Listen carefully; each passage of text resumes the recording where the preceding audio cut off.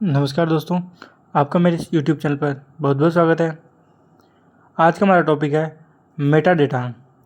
इसका मतलब है डेटा अबाउट द डेटा, मतलब डेटा के बारे में डेटा। ये जानकारी किसी अन्य डेटा के बारे में विस्तृत जानकारी होती है जिसे हमें उस डेटा को खोजने में, उसे पहचानने में और उसे व्यवस्थित करने में हमें मदद मिलती है। आज की इस क्लास में हम मेटा डेटा के बारे में पूरी डिटेल से पढ़ेंगे। तो शुरू करते हैं। मेटा शब्द ग्रीक भाषा का शब्द है जिसका प्रयोग सर्वप्रथम फिलिप बेगली ने 1968 में किया था। जो मेटा शब्द है वो ग्रीक भाषा से उत्पन्न हुआ है और इसका सर्वप्रथम प्रयोग फिलिप बेगली ने किया था। कब किया था? 1968 के अंदर किया था। मेटा डेटा वह डेटा है जो अन्य डेटा की विशेषताओं को परिभाषित और वर्णित करता है। मेटा डेटा होता है ये किसी अन्य डेटाओं की विशेषताओं को परिभाषित करता है। मेटा डेटा अक्सर डेटा का वर्णन करने, उसे समझने, उसका पता लगाने या उसे आसानी से प्राप्त करने, उपयोग करने या प्रबंधित करने में सहायक होता है। जो मेटा डेटा होता है वो किसी अन्य डेटा का वर्णन करने में, उसे समझने में, उसका पता लगाने में और उसे आसानी से प्राप्त करने में, उसे उपयोग करने में और उसे प्रबंधित करने में सहायक होता है। इसे डेटा अबाउट द डेटा भी कहते हैं, अर्थात डेटा के बारे में डेटा। इसे डेटा अबाउट द डेटा इसलिए कहते हैं क्योंकि ये डेटा के बारे में जानकारी प्रदान करता है। आगे देखते हैं। मेटा का अर्थ है किसी उच्च या अधिक मौलिक प्रकार की चीज़। मेटा डेटा किसी संसाधन का मशीन और मानव द्वारा निर्मित विवरण हो सकता है, जैसे कि ग्रंथ सूची डेटा और ओपेक।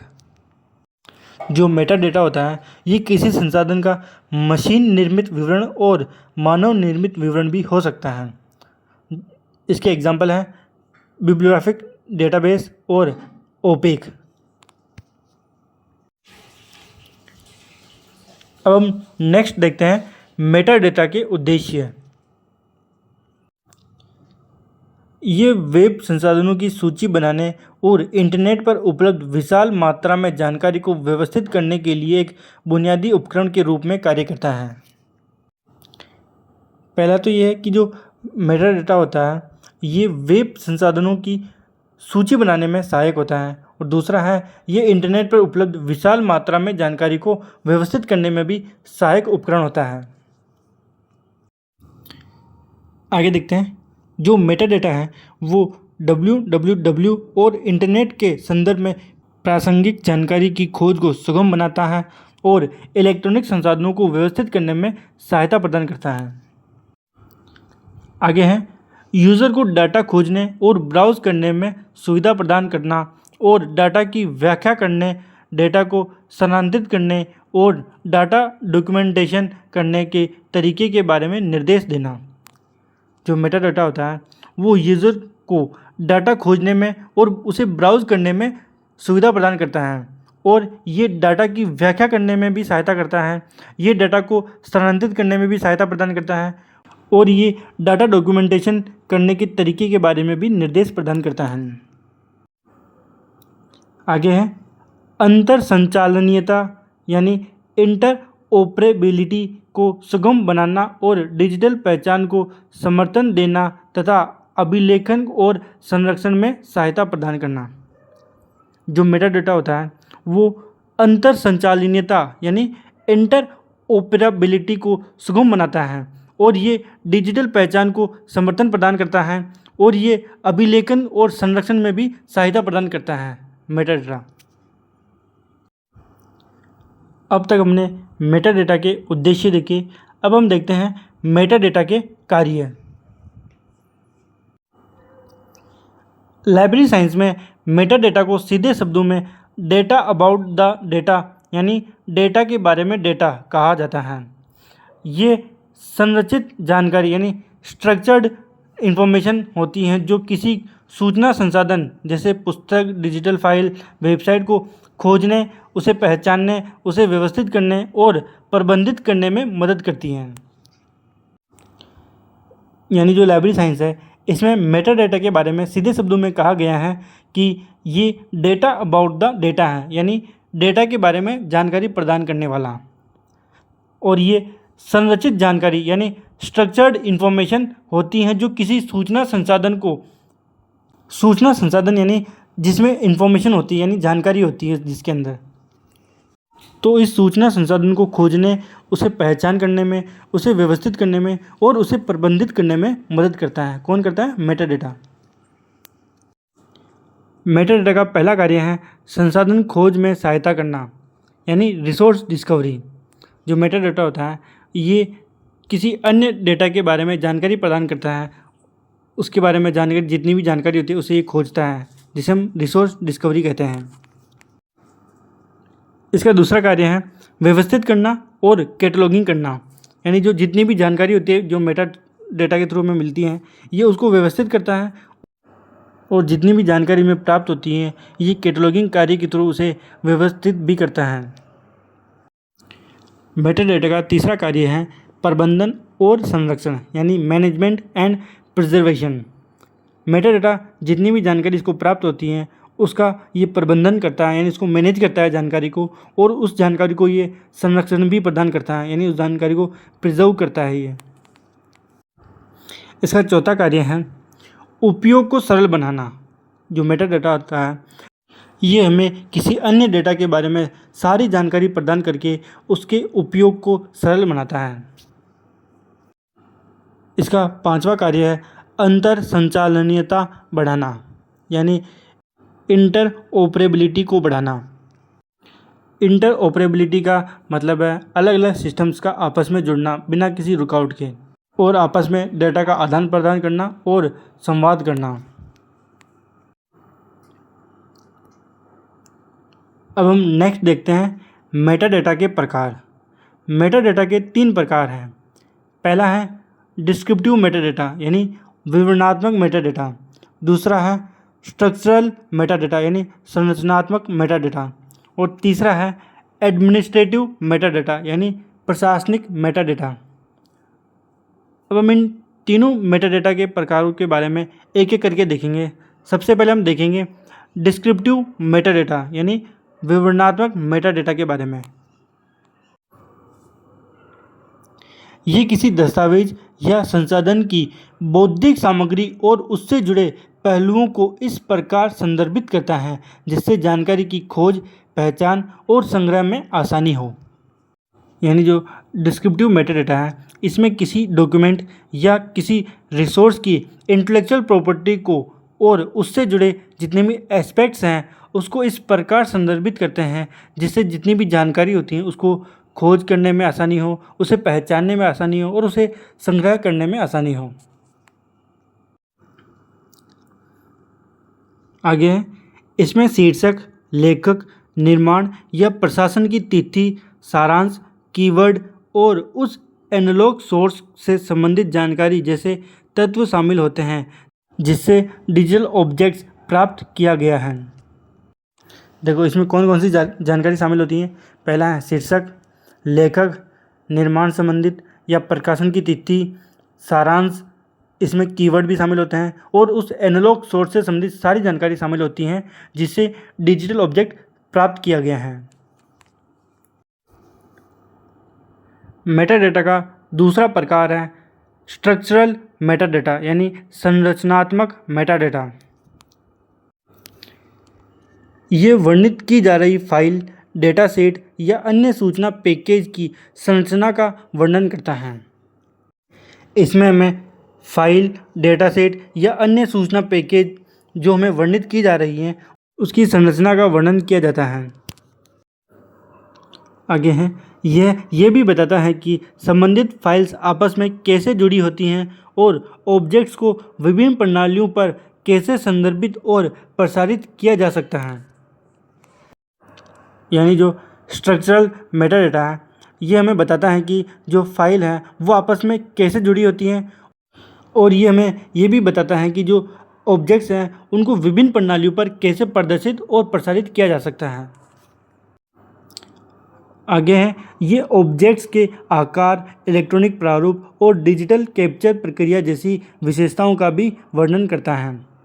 यानी जो स्ट्रक्चरल मेटा डेटा है वो ऑब्जेक्ट्स के आकार और इलेक्ट्रॉनिक प्रारूप और डिजिटल कैप्चर प्रक्रिया जैसी विशेषताओं का भी वर्णन करता है।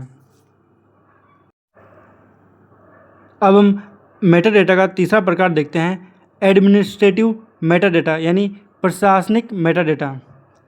इसमें ऑब्जेक्ट्स मैनेजमेंट, अधिकार प्रबंधन, रखरखाव और संरक्षण के लिए मेटा डेटा शामिल हैं। यानी जो एडमिनिस्ट्रेटिव मेटा डेटा है इसमें जो ऑब्जेक्ट्स होते हैं उनका मैनेजमेंट और अधिकार प्रबंधन और संरक्षण के लिए मेटा डेटा शामिल है।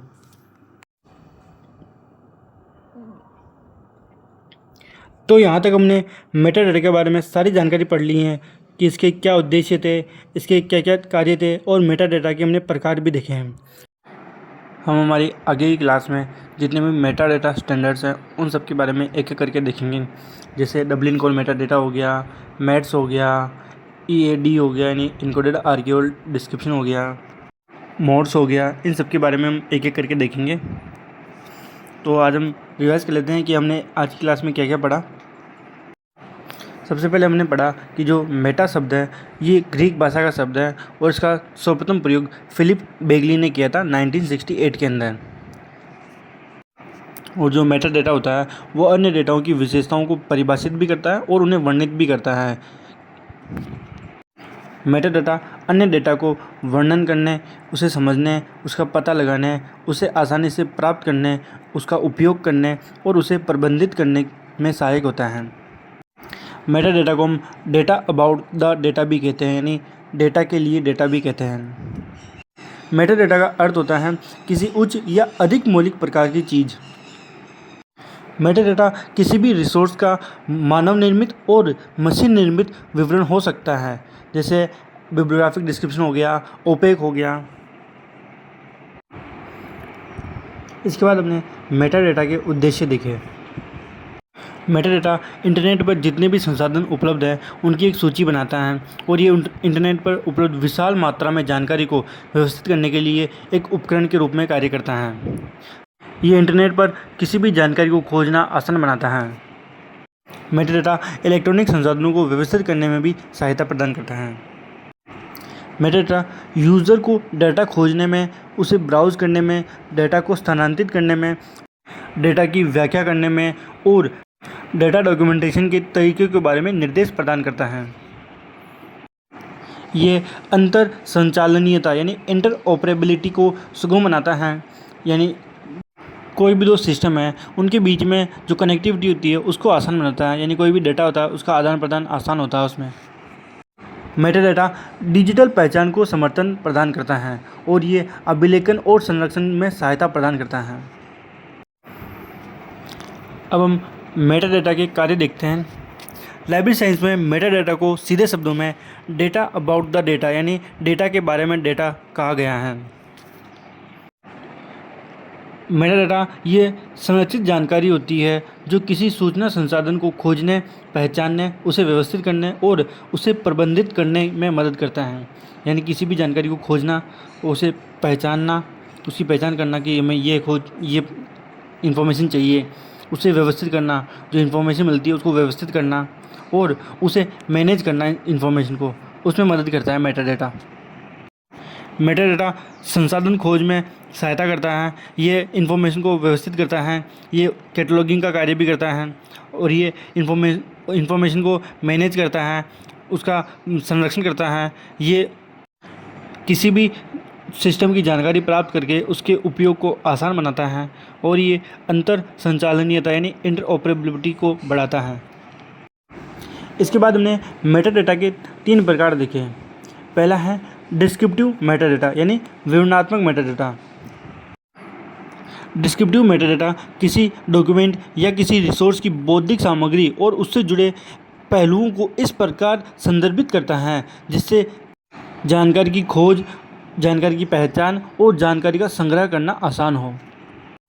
इसमें शीर्षक, लेखक, निर्माण, प्रकाशन की तिथि, सारांश, कीवर्ड और उससे जुड़े एनालॉग सोर्स से संबंधित जानकारी शामिल होती हैं।